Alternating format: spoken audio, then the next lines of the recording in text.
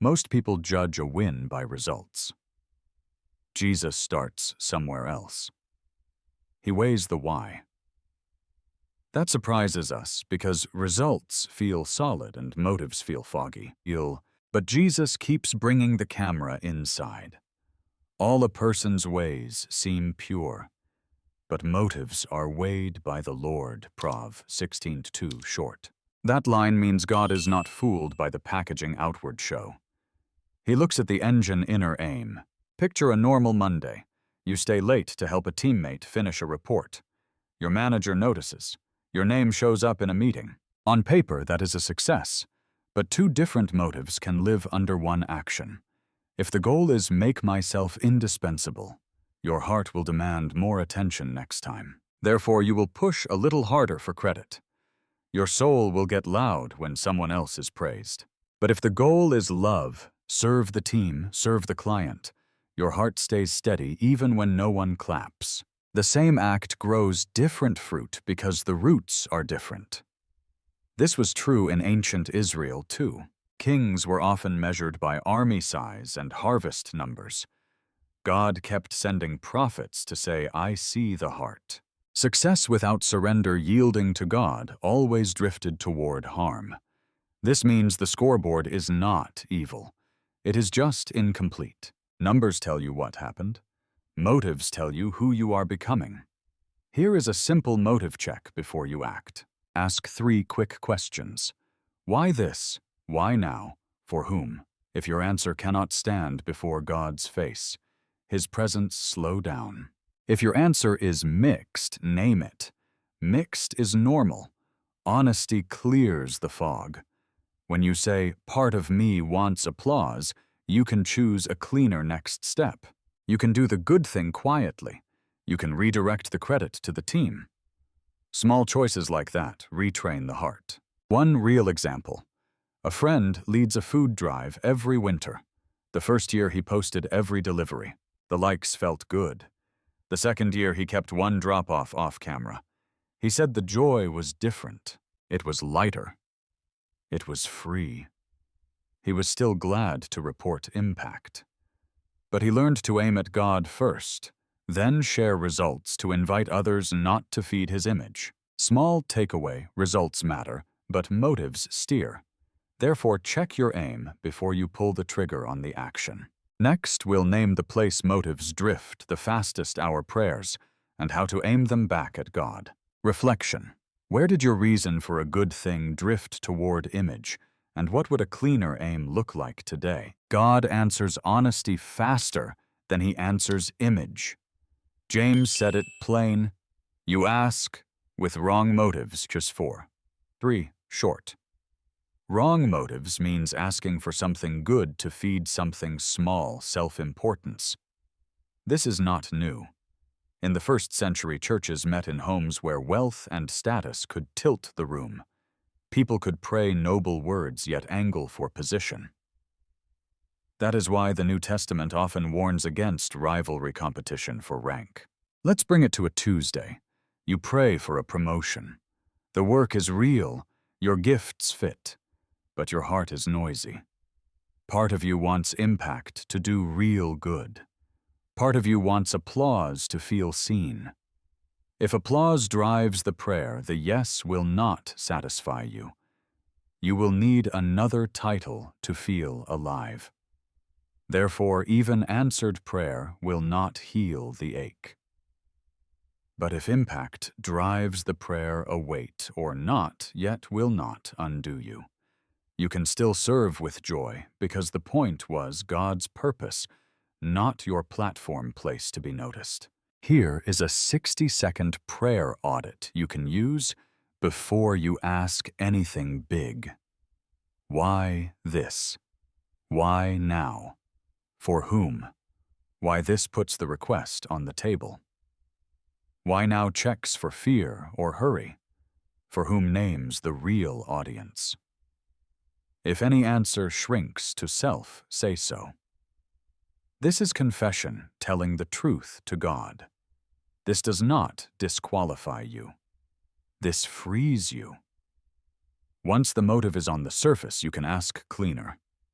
Father, give me the role that best serves people and honors you. If waiting forms me, help me wait well. A real story. A friend wanted to plant a church. He prayed for a building, a band, and a big launch. His mentor asked the audit, "Why this? Why now? For whom?" He realized he wanted to prove he was not a failure after a hard season. He shifted the prayer, "Grow my character first." He started a living room Bible study. 2 years later, a building opened. By then, his joy was in the people, not the photo. The request did not die. It was purified. Small takeaway. Clean motives turn prayer from leverage pressure on God into communion, walking with God. Therefore, your heart can rest even for outcomes change. Next, we'll test the same truth outside prayer, how God chooses people beyond hype, and how that resets our idea of success. Reflection. What prayer on your lips today needs the 60-second audit? And how would the request change if impact, not applause, led the way? God sees the person you are when nobody claps. When Samuel went to anoint Israel's next king, he looked at the tall, polished brother and thought, "This must be the one." God corrected him with one line, "The Lord looks on the heart." 1 Sam 16:7. Short. Heart here means the true inner person, your settled will and loves. This means God does not hire by shine. He looks for a steady, faithful core. Bring this into a hiring room today. A candidate walks in with a flawless deck slide presentation and crisp stories that make crowds nod. You feel the pull, but you ask for examples of unseen service. Who did they lift when cameras were off? How did they act when a teammate failed? If the answers are thin, the polish may be a mask. Therefore, charisma without character becomes a risk. It moves fast, wins applause, and then breaks trust. But someone with a quiet heart will keep promises when the lights are harsh and the inbox is full. This matters in church, at work, and at home. If we chase optics, how things look, we teach our souls to perform. We start curating our lives like a feed. We choose words that play well instead of words that help. We pick projects that are visible instead of tasks that carry weight. The result is fragile success. It looks big and feels hollow. But if we train the heart for service, the work may look small and feel solid. People heal around that kind of life. Here is a simple practice for your next post, pitch, or presentation. Strip one brag. Add one concrete service outcome. Brag means a line meant to raise your image more than help your listener. Service outcome means a clear benefit to others. For example, instead of "I led the most successful launch," say "Our team reduced customer wait times by 4 minutes, which cut daily stress in our support queue." This does not erase excellence. This clarifies purpose. Excellence is good. Performing for approval is a trap. A real-life example. A friend applied for a school principal role. He removed the glossy slogan from his resume header and added 2 hard numbers about reading growth and teacher retention. He told one quiet story about covering lunch duty for a month, so aides could rest. The district chose him over a more magnetic speaker. Later, they said the story of unseen service sealed it. They trusted the heart. Small takeaway. God's measure of success starts at the core. Therefore, aim to be the same person on stage and off stage, and let results flow from a faithful heart. Next, we'll face a hard truth. Motives are rarely pure. They are mixed. That is normal. The goal is not perfection, but clean direction, and we'll learn how to get there. Reflection. Where are you tempted to choose what looks impressive over what truly helps? And what one strip a brag, add a service outcome change could you make this week? Most hearts are not clean or dirty. They are mixed. That does not make you a fraud. That makes you human. David prayed, "Search me.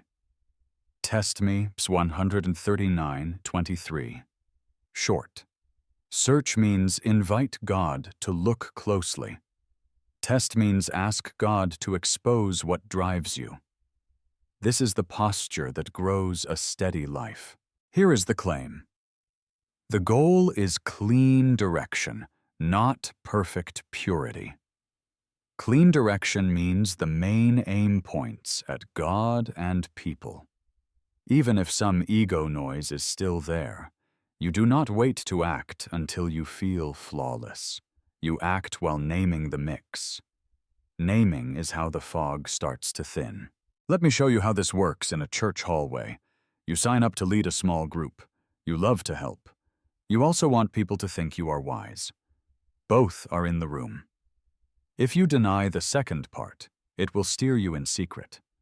Therefore, you will chase applause. You will fear hard feedback.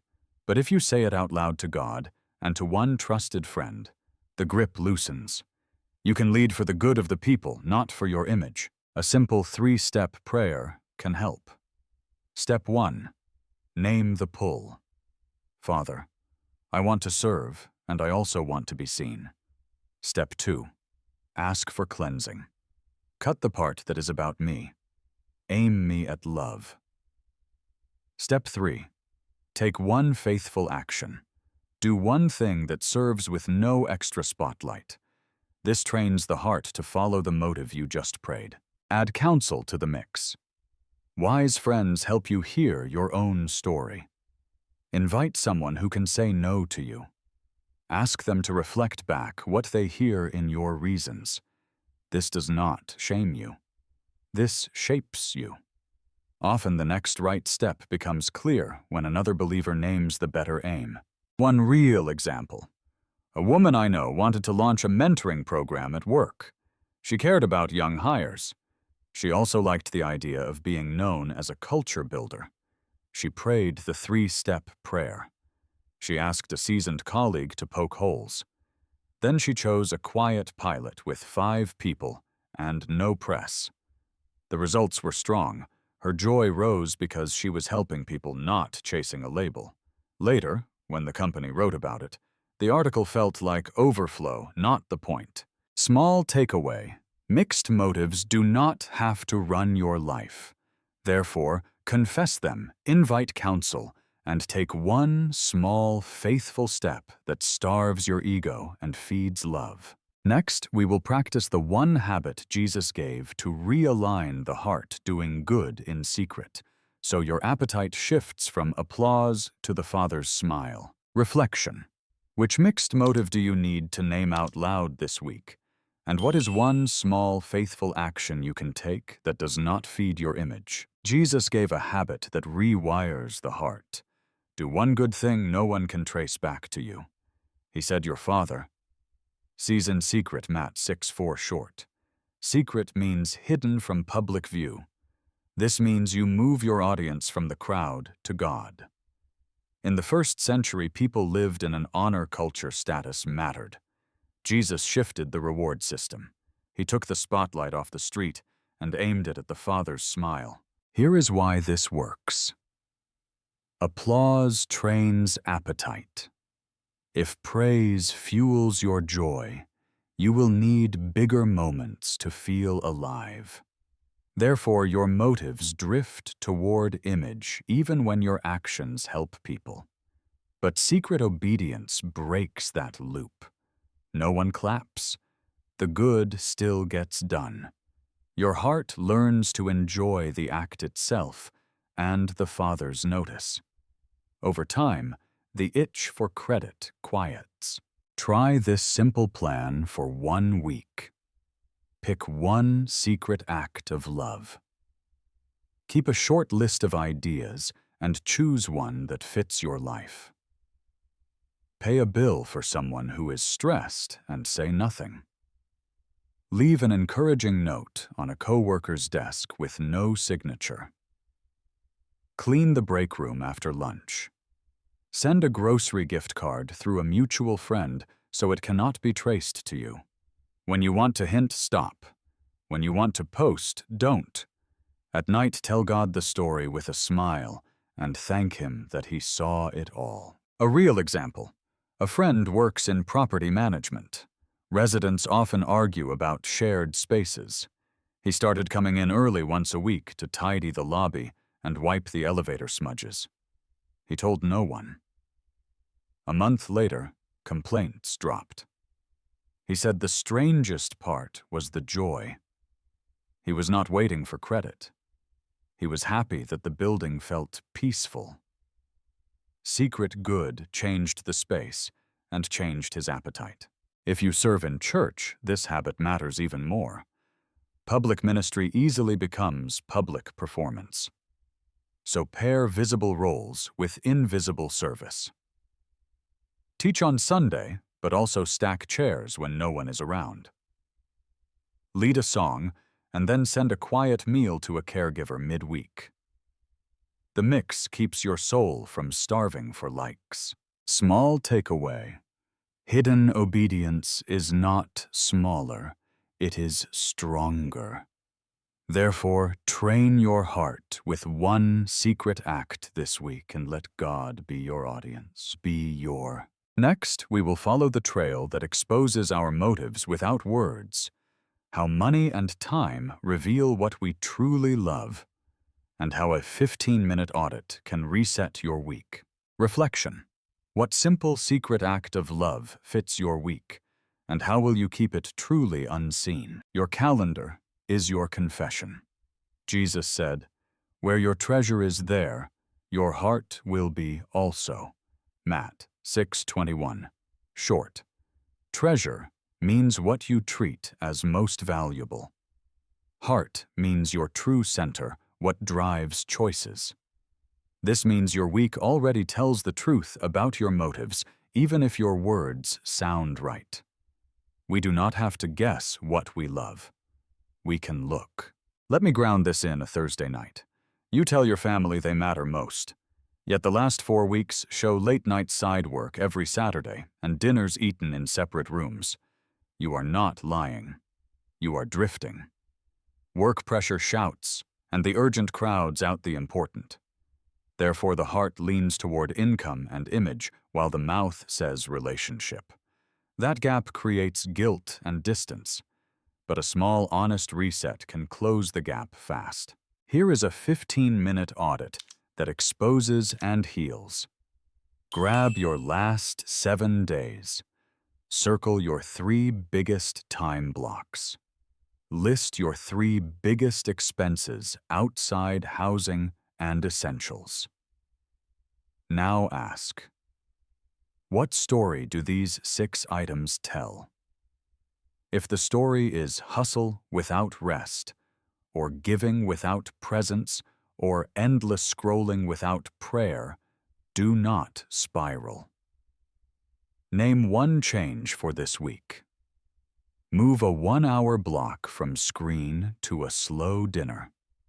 Shift one purchase from self-comfort to quiet generosity. Put a 10-minute thank God and ask for wisdom stop at the start of your day. Small changes bend motives back toward love. A real-life example. A couple I know felt constant money anxiety. They said they wanted to be generous but could never afford it. The audit showed daily food delivery and 2 unused subscriptions. They canceled the extras and set a small automatic gift to a local crisis fund. The number was not impressive. The motive shift was, anxiety eased because their spending finally matched their declared loves. Their hearts followed their treasure. If you lead a team, do the audit with your work calendar too. Put people, not just projects, on the schedule. Block time for one coaching conversation each week. When budgets get tight, choose cuts that protect care. Your team will feel your motives because the trail of your time and money will match your words. Small takeaway. Habits reveal hearts. Therefore, change one block and one line item this week, so your loves show up where your minutes and dollars go. Next, we'll add a guardrail that keeps the story honest, wise counsel that can challenge your why before you make the call. Reflection. What does your last week say you actually worship? And what one-time block or expense will you change to tell a truer story? The first call you make shapes the story you tell yourself. Scripture says plans fail for lack of counsel, Prov. 15-22. Short. Counsel means trusted advice from people with character and skill. This means wisdom is not only what you know. Wisdom is who you invite in. When pressure rises, our own narration gets loud. We frame the facts to favor our fear or our pride. A wise friend resets the frame. Let me put this in a Friday decision. You get an offer with a pay bump and a shiny title. The culture feels off, but the relief of more money is loud. Your parents love the stability. Your friends cheer the prestige. Then your mentor asks one question. How will this form your soul and your home? That question does not attack success. It tests the motive under it. Therefore, you start to see beyond the raise. You picture late dinners, a thinner patience, and a smaller presence for the people you say you love. The offer might still be right, but now you can decide for reasons that hold up in the light. Here is a simple counsel rule before big moves or public posts. Run your motive aloud to one person who can say no to you. Not just someone who loves you, someone who loves God and you. Someone who tells the truth without drama. Give them permission to challenge the why, not just polish the how. Ask them to repeat back what they hear in your heart. Often you will catch the subtle shift from service to self before it costs you. A real example.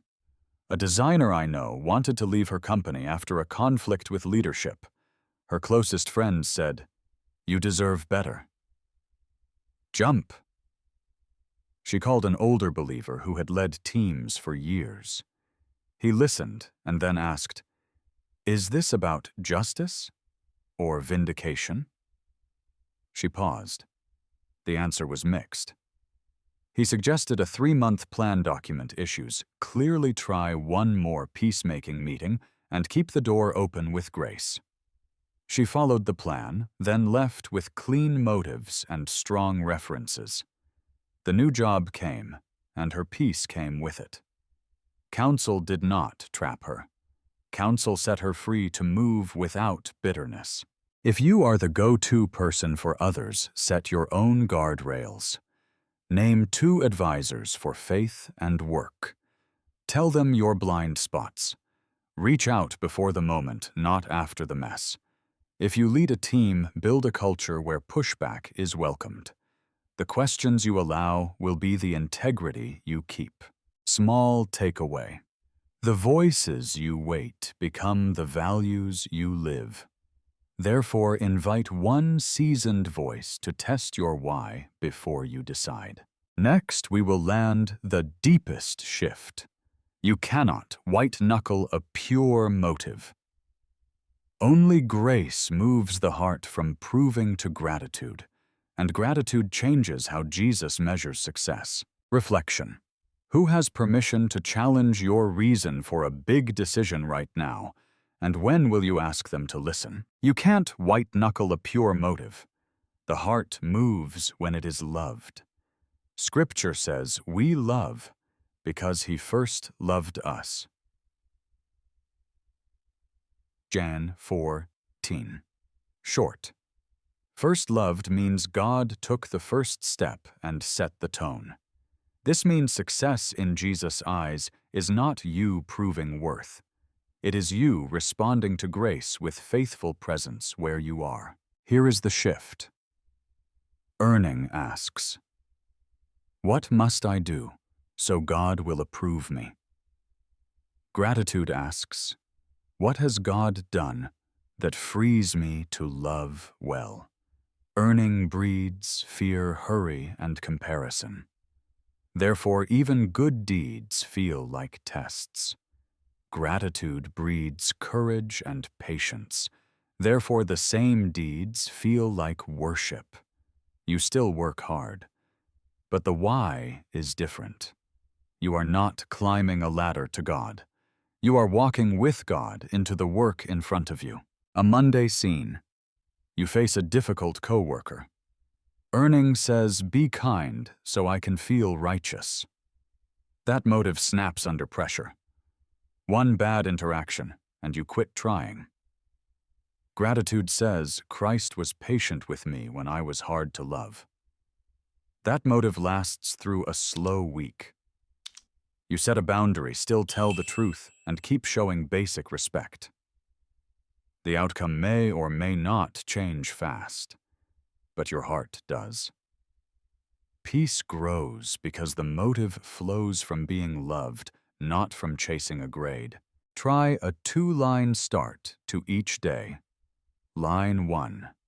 Father, I am loved already in Christ. Line 2. Help me love well in the next thing. Then pick one next thing. Answer an email with clarity and kindness. Give a fair price. Correct your child without sarcasm. Pray for a competitor's good. This is not soft. This is strong. Gratitude fuels consistent action without the drag of image management. A real example. A nurse I know kept volunteering for the toughest floor, partly to be seen as heroic. She burned out. A mentor helped her name the motive and reset with gratitude. She switched one shift, built a small peer support check-in, and started that 2-line prayer. Her output stayed high, but the edge softened. Patients felt it.